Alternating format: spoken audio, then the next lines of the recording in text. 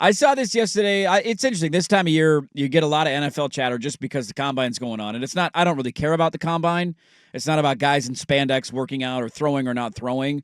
I'm more interested in what the established people are saying, the GMs, the coaches, the things that you get from the folks who we know are a part of teams and not the hypotheticals of why is it Sanders throwing at the combine. I don't care about that stuff. He seems to be the only player, by the way, that anybody has said anything about not doing something at the combine. Well, every other big-name player is like, I'm not doing anything. And Cam Ward still, by the way, I don't believe has said whether or not he's going to throw. I know he's there doing interviews and stuff. I don't even know if we have an answer yet, because maybe we do, and that would even be funnier that I haven't seen that we have an answer yet on Cam Ward throwing or not throwing. But I know last I saw, he was still mulling his decision. I've seen some of the guys who were, later, Quinn Ewers announced, I'm going to show you that I'm healthy coming off of my injury-riddled season. He hasn't announced it yet. So we don't have it yet on Cam Ward. I get more out of this week from just GMs and coaches. Adam Schefter with comments. We played the Bengals situation. We'll get to the Titans in a bit. Yep. That, to me, is interesting stuff out of the NFL this week. One of the GMs who talked yesterday, and I was trying to find the clip. I couldn't find it, so I'll just read the quote. And it was the general manager of the Seattle Seahawks, John Schneider. And first, before I even want to read this, I'm just like, where are people out on John Schneider? If I ask you a 1 out of 10 confidence meter if you're a Seahawk fan, and the general manager of your team, a guy who helped build a Super Bowl roster, a team that should have won back-to-back if you run the ball at the 1-yard line, but since has not done a lot, where is your 1 out of 10 confidence meter in a Seahawk fan and John Schneider? I just don't know how the last couple of years you're not at a 5 or worse. They've won one playoff game since 2016.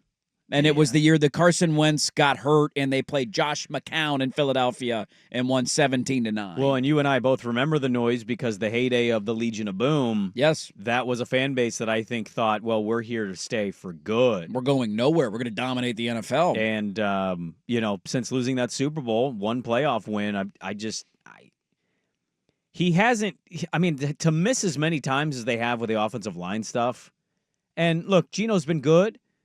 Your point is that, what's your franchise after Geno, which could be in a couple years because he's, I think, 33, 34. What's your long-term plan at that position? DK did not have a good year, I think, by his own measure. He might be on the move this offseason. And he might be traded. Smith and Jigba was great. I think he's going to be a stud. Mm-hmm.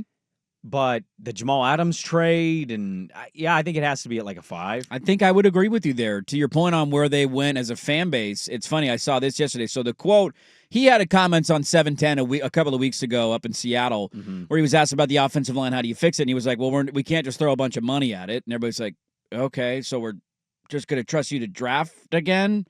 Because that hasn't really worked out for you. No. It was the biggest bugaboo for them at the end of the Russell Wilson days. Their offensive line was terrible. Yep. And then the thought was, well, Russ is gone now. We can free up some money. Let's go fix this. And they still haven't been able to fix it. And it was a serious issue again last year. So that ruffled some feathers. And then he said yesterday at the Combine, he said one of the biggest things that they're trying to establish this offseason is their identity, and mentions that was once it was unthinkable in Seattle that we have to get our home field advantage back. And Warren Sharp went through the numbers. Since 2021, they've had 34 home games. In those 34 home games in the last, whatever that is, 3 seasons, they are 30th in the NFL against the spread. Yeah. They've only covered 13 of the 34 games at home. The only teams who were worse were the Atlanta Falcons and the New England Patriots, one of which has been tanking for 3 years. They have only won 16 of 34 games outright at home since 2021. I would also say, too, because, I don't mean any disrespect, that fan base at one point was one of the best. It was the loudest venue until the Chiefs fans beat the noise meter. I say this as a Niner fan, and I'm sure there's other fan bases not even close to the region. It's kind of alarming how many other fans get into those games now. Yeah, you guys have both been up there at a game in Seattle where there's a large contingent. Swag, this is every weekend, it seems like now. You hate my team as much as maybe any. I couldn't believe there was the a amount lot of red in the building. It that felt night. like one side was the home side. Yeah. And it was all red. That was the case again this year when they played. Watching that thing on TV, you're like, dude, where is this game being played? I remember Giants fans, despite the Giants being the Giants this year with Daniel Jones beating them, there was a lot of Giants fans there. You're starting to see the fan bases of the opposing team infiltrate Lumen Field. So it's not just that the record's not good. It's a weird time in Seattle where I think there's some really optimistic things. People really like Mike McDonald. Yeah. They pivoted out of the OC very quickly so that they're not going to, hamstring themselves to that. They're and to the point of this listener, I love this. He said, I'm a Seahawks fan. I'll say 5 out of 10. Feels like he's great at drafting skill position players. To your point on wide receivers, right. Some of the corners he's taken, he has hit home runs at that, but then swinging and missing on the offensive line. Witherspoon's great. Yeah.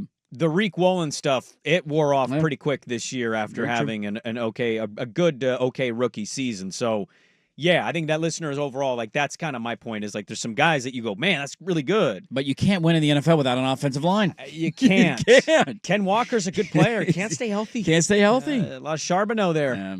I saw that. I just thought it's a very interesting offseason for them of how can they fix the offensive line? What is the situation with Geno going forward? They fired Pete Carroll. There were scenes yesterday on the plane flying to the Combine. Pete Carroll had to sit and coach to fly to the Combine because he's with the Raiders now. And McDonald and Schneider were sitting in first class, and somebody snapped a picture. Carroll walked up to first class and was kneeling down and yumming it up with them, just standing in the aisle. They had to tell him to sit down because the drink cart's got to come through. You got to go back, old man. You got to go back, sit down in your seat.